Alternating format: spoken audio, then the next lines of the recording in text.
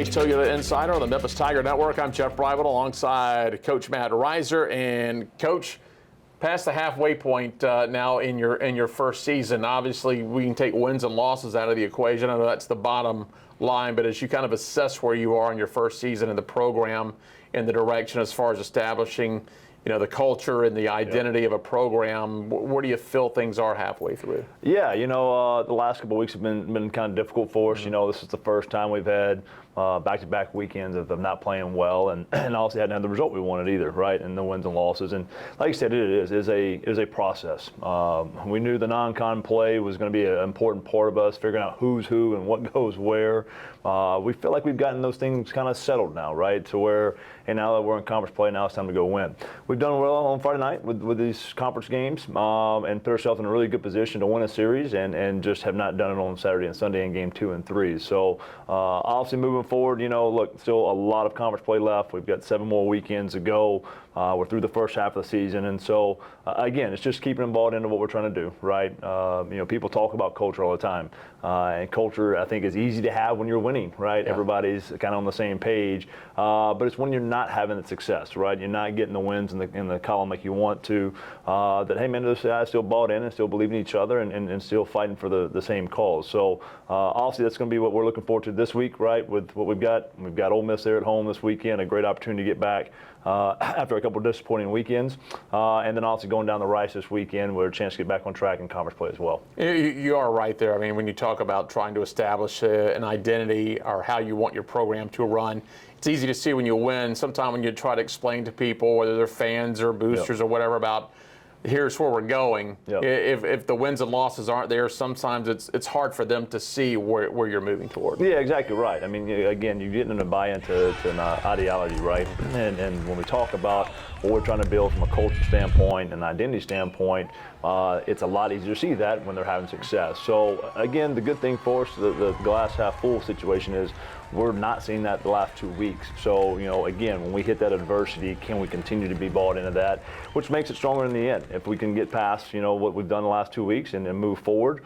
I think it's just going to be reassuring for us to have the confidence there at the end of the season to do what we want. What do you see out of the guys halfway through? Because baseball's a different sport. It's not 12 games, it's not 30, it's 56 games. So keeping teams bought in and engaged, it's a lot bigger challenge in a sport like baseball just because of the volume of games. Well, and exactly right. And the more you win is the more ways you can do it, right? We've done it a lot with the offense here early, and we talked about that. We've got to play better defense, going into the second half of the season. It's been kind of our Achilles heel. We've lost some games and left a lot of those wins on the playing field there in the first half of the season that we've got to play better defense. The good thing is we did that this past week. I thought we played much better defense than we did 2 weeks ago.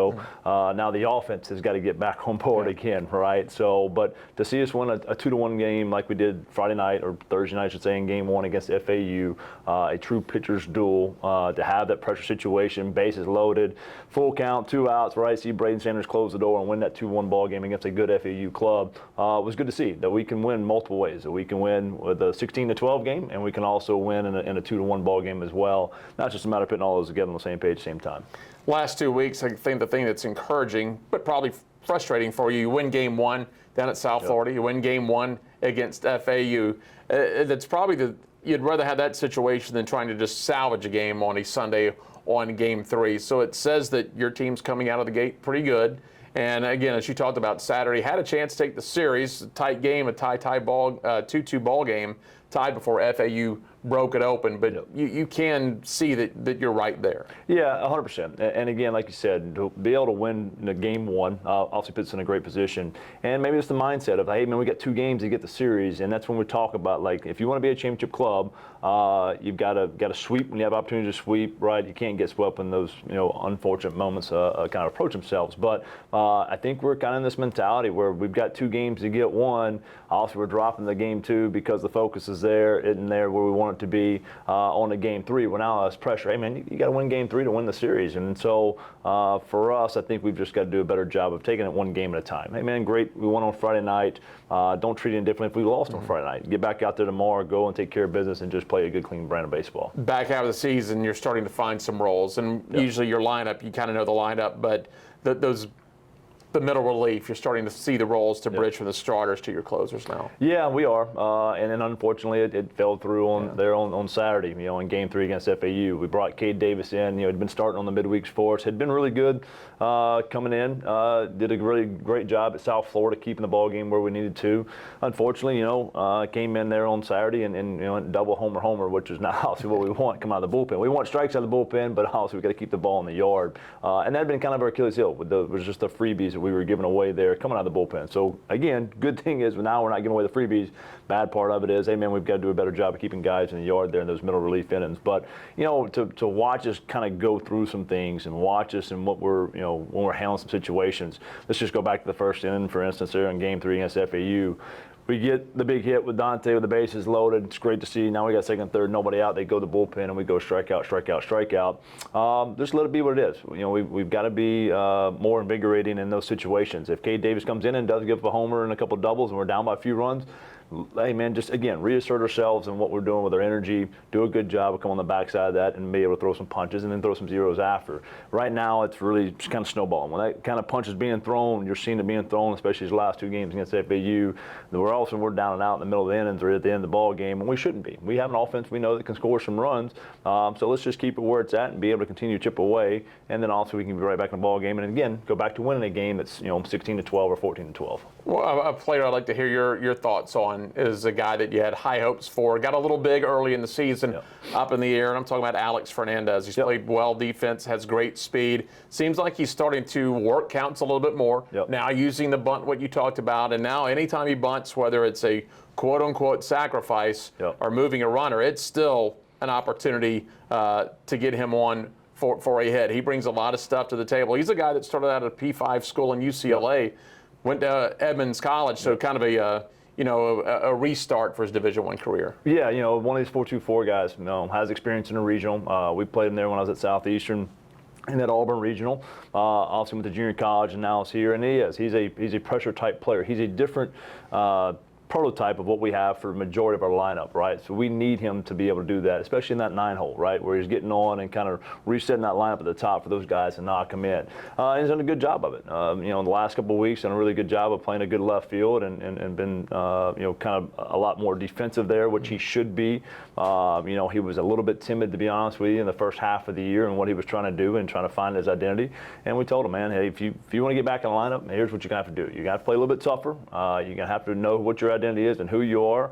I think he hit a home run opening weekend against Jacksonville State. Felt pretty good about it. Maybe turning that. And not saying he can't split gaps. He can, but he's got to be able to apply that pressure there at the bottom of the lineup, and he's done a much better job of that. You don't look at batting average. You look at the on-base percentage of what he's doing there in that 9-hole. And I think in the 6 conference games that he's started, I think he's got over a 500 on-base percentage, which is fantastic. Be able to roll that lineup back over and knock some guys in. Now we just got to knock those guys in, right? I think it's not a situation of getting guys on and getting them in the scoring position. Now it's a matter of just knocking those guys in and finishing off the back half of the process. You mentioned this week it'll be a challenging week. You're going to have Ole Miss at FedEx Park, Aberon Fogelman Field. That's one of the big things you wanted to do when you got the job here. Everything comes back on campus, so your big P5 teams will be on campus. And that plays for a lot of different reasons. Home field advantage, because that's your field. You're used to playing on it. But let's be honest, outside the foul lines, economics, future things, you wanted that ballpark, you want the big crowds there, and that kind of gets the ball rolling on what you might want to do outside the lines in the future. Yeah, 100%. Very thankful to Coach Bianco and those guys for coming down. I mean, it's a short trip for them to come over. And in all honesty, playing at FedEx is more advantageous for those guys, right? Because now it's a true road game as opposed to a neutral site. And when you talk about RPI, that all comes into play, right? You're at the 0.8 for the road, you're at 1 for the neutral, 1.2 for the home. So, this is a big one for them to be able to get on the road on a true road game, come in and continue to try to build quality in what they're doing from their schedule and their RPI as well. So to get them on campus, obviously, is going to be exciting for us, right? Like you said, from an economical standpoint, the amount of fans we'll pack in there, right?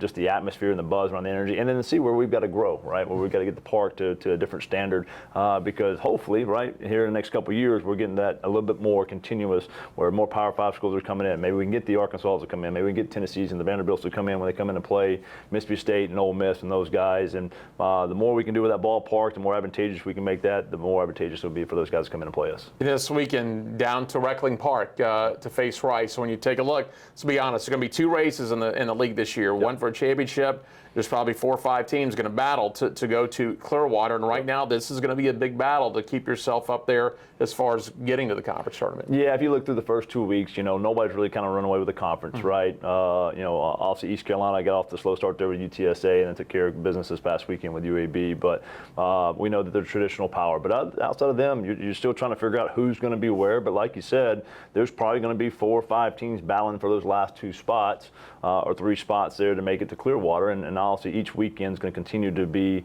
extremely important for us to be able to do that. You've got to be able to win these different series that might be tiebreakers. You see where Rice is sitting right now in the standings and where we're sitting right now in the standings after the first 2 weeks.